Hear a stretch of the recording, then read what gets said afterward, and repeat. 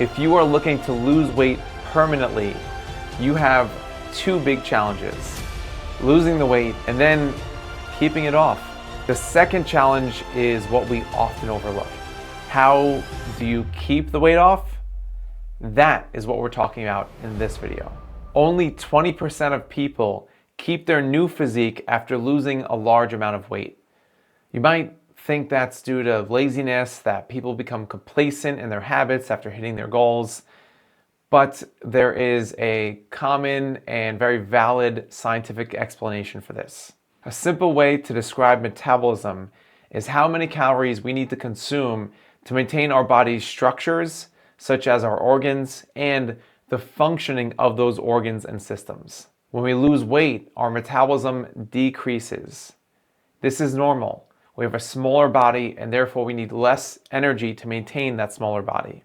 That metabolic decrease, though, is permanent if you keep your new, smaller physique. You can increase your metabolism by gaining muscle and performing high-intensity workouts, but you're not going to actually increase your metabolism as much as you might think.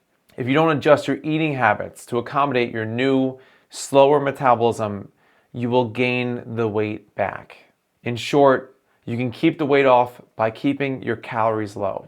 That's simple, but it's definitely not easy. Fortunately, there are thousands of success stories that you can copy to lose weight and then keep it off. The National Weight Control Registry is operated by researchers at Brown University in Rhode Island, an Ivy League school. The researchers have an ongoing database. They collect data on the habits of people who have lost weight and kept it off. The qualifying criteria for the National Weight Control Registry is that people have lost over 30 pounds and then maintained that weight loss for at least 1 year afterwards. There are over 10,000 people in this database. If you want more guidance on how to lose weight and keep it off, instead of just trying to eat less and continue to eat less, this research can help.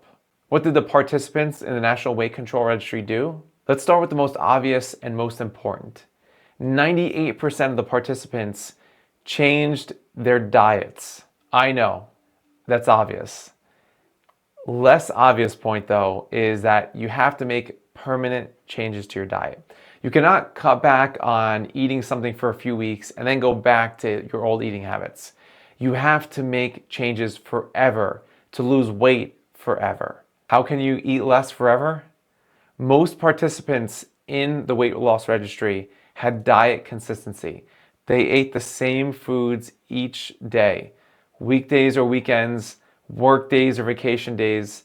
Healthy eating for them is automatic and invariable.